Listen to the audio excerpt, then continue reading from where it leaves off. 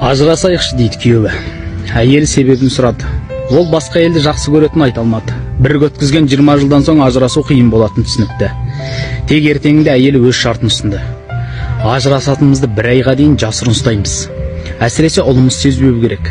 Екінші шарт, үйленген күні есіктен көтеріп кіргізгендей 1 ай бойы кіре беріс есіктен жатын бөлмеге дейін көтеріп жүресің дейді. Күйеуі өткен жылдардың құрметіне деп 2 шартқа да келісті.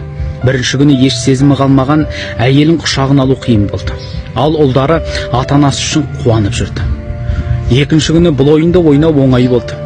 Әйеліне көптен бері назар салмаған ол бетіне түскен майда жімдерін енді байқады. Шаштарына да ақ түсіпті. Өткен күндердің ізін көріп қатты ойланды. Үшінші күні әйелін көтеріп құшағын алғанда бір сезім пайда болды.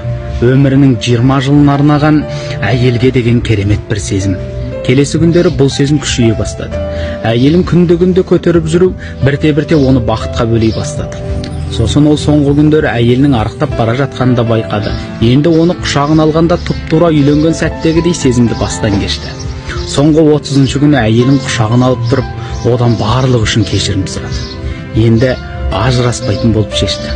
Отбасының әлсірегені сезімнің жоқтығынан емес, бір-бірін бағалай алмағаннан екенін түсінді. Сол күні үйге қайтқан жасықта. Жолдан әйеліне гүл алып, үйге келіп, жатын бөлмеге кірсе, әйелі төсекте жатыр екен. Бірақ дем алмайды. Жедел жәрдем шақырады. Дәрігер, әйеліңіз көптен бері ісік ауруымен ауырған екен. Өкінішке қарай ауру асқынған, қайғыңызға ортақпын дейді. Ол басқа әйелмен көңіл қосып, өз әйелінің ауырғанын сезбегенін ойлап, қатты өкініп жылады. Әйелі өзінің санаулы күндері қалғанын біліп, ұлдарының алдында анасын тастап кеткен жаман әке ретінде көрсетпей, қамқор жұбайы, жақсы әке ретінде есінде қалдырғысы келгенін кеш түсінді.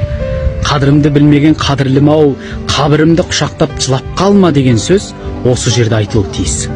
Жанымызда жүрген жақын жандарды жоғалтқан соң емес, тірі кезінде бағалайық.